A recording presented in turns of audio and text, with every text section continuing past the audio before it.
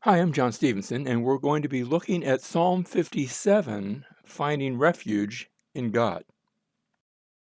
We begin with the superscription for the choir director set to Al Tashat. And here again, our translators weren't sure what to do with it, so they just left the Hebrew with English letters. Literally means do not destroy. And I suppose if they said set to do not destroy, the reader might be thinking, well, what aren't we to destroy? It's just the title of the tune, I think. And we're going to see this tune both in this psalm and also in the next two, 58 and 59, as well as eventually when we get to Psalm 75. So it will become somewhat familiar to us. It is also called a miktam of David. We've already noted that term miktam comes from ketem. It's the word for gold. So I like to title these nuggets of David, and I think that's nice. But we have a little bit more described. It's when he fled from Saul in the cave. And we know that story from 1 Samuel chapter 24. And it's this time where David was on the run, and he had been on the run from Saul for some time by now. He had gone to different cities, and they had either turned him in or somebody had given the news to Saul. And now he goes down to the shores of the Dead Sea. It's way out in the middle of nowhere, and there's a place there called Engedi, which means the spring of the goat. And you can still see the spring there. And I'm not saying it was this cave, but there are caves all along there.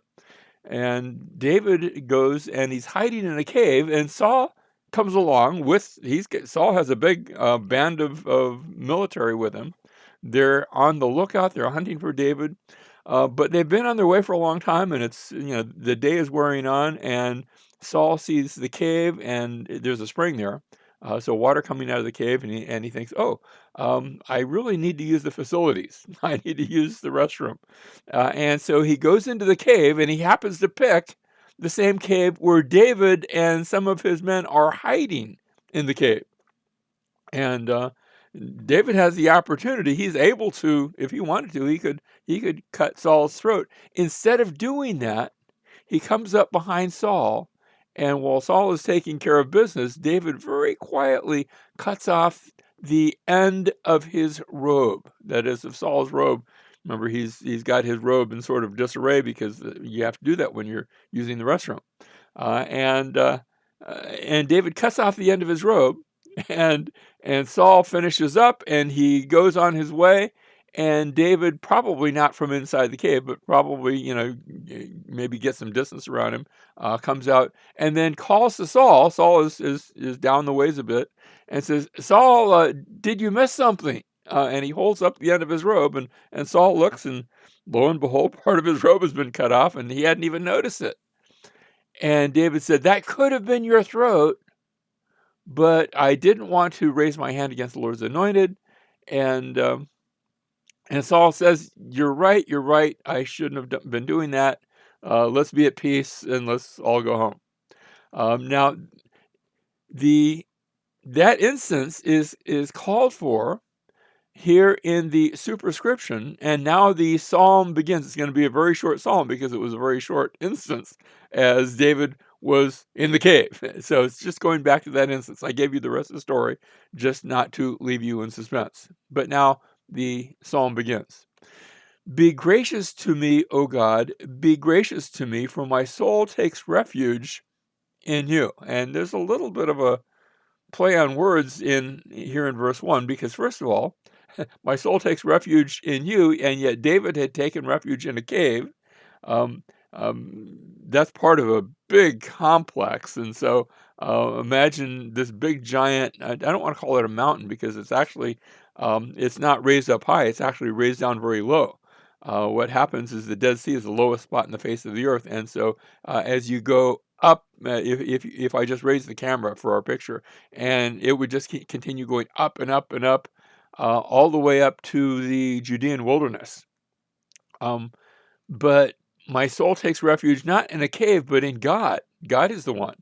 And then next line, and in the shadow of your wings I will take refuge. And again, here there's a play on words. Remember how I said that David cut off the edge of Saul's robe?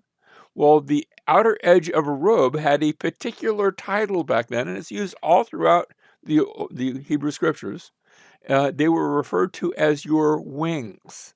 There's a place, for example, where Ruth comes up to Boaz in the middle of the night and says, "Spread your wings over me." And what she's saying is, "Take your robe and spread it over me. It's sort of cold out here." Um, but notice, in the shadow of God's wings, I will take refuge. He had come up and cut off Saul's wings, and there's that play on the instance. There's this play on words. But God's wings, and it's the same word that you would have to describe a bird's wings. In fact, a mother bird extending her wings might overshadow her chicks.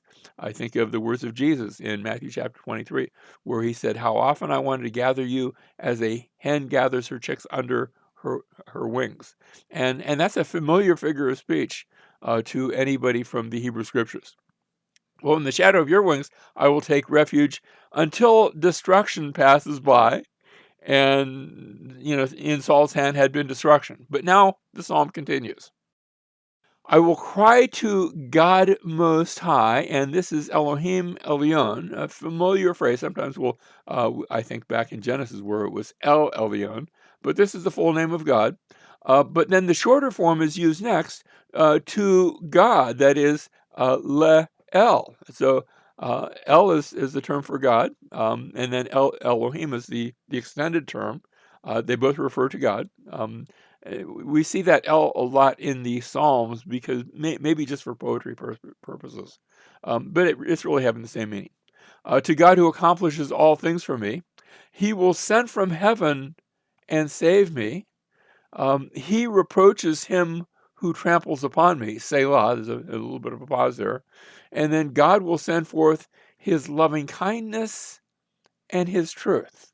And it's interesting that these two qualities are mentioned. They're going to be repeated at the end of the psalm.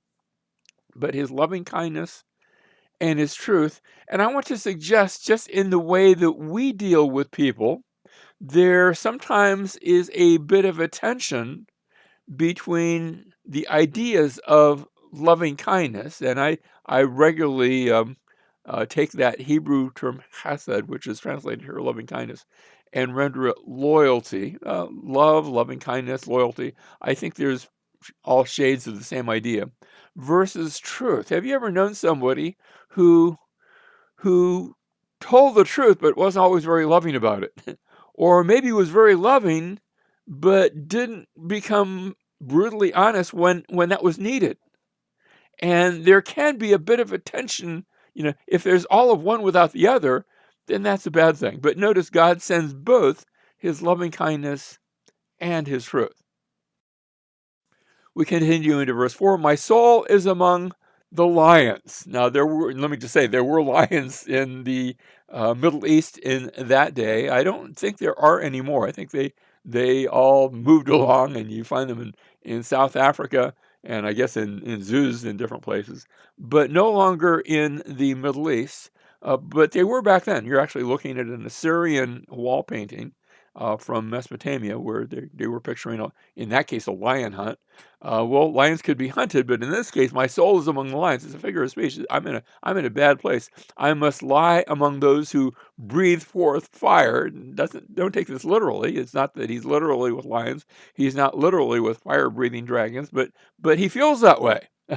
There are people that are playing the part.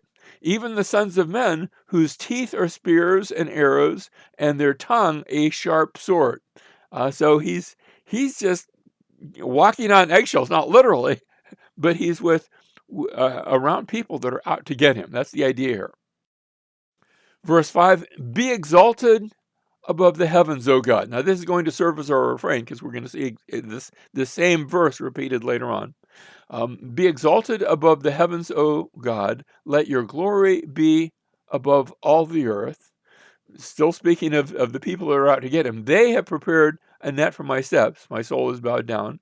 They dug a pit before me. They themselves have fallen into the midst of it. Selah. Now think about that. He's praising God, even though there had been bad people around him.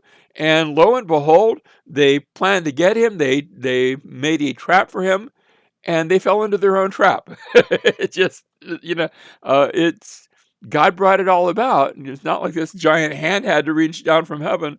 Their own trap jumped up and bit them. And so he says, my heart is steadfast, O God. My heart is steadfast. Notice the repetition here. I will sing, yes, I will sing praises. Awake, my glory. Awake, and harp and lyre. So he's celebrating because the victory has already come to pass. It was so quick. Remember the story that I told you happened fairly quickly. It was so quick that now he's no longer in trouble. He's, I will awaken the dawn. It's done. And the psalm is going to be done that quick too. It's a very short psalm. I will give thanks to you, O Lord, among the peoples. I will sing praises to you among the nations. This is parallelism with the peoples and the nations. That's the same. That's just saying it with the saying the same thing in two lines. Verse 10, for your loving kindness is great to the heavens, and your truth to the clouds. There it is again, those two that we said are in some tension. But let me just say, the tension disappears when we come in the New Testament, when we come to the cross. Because when we come there, we find the one who was loyal to us, who was loving to us, and yet who dealt in a brutally honest way with the truth. The truth is that we're all sinners. The truth is that we are all condemned. Oh, gee, thanks for being so brutally honest. But when we see the cross, we see the love of God that dealt with that truth in a very loving and loyal way, where he came to die for the truth that we were sinners, where he came to give himself. Jesus came to give himself for the truth that we were condemned by God. He took that condemnation upon himself. And so the loving kindness and the truth meet at the cross. And then we close with our refrain again. Be exalted above the heavens, O God. Let your glory be above all the earth. And we can exalt him and glorify him for the salvation because we have found refuge under his wing.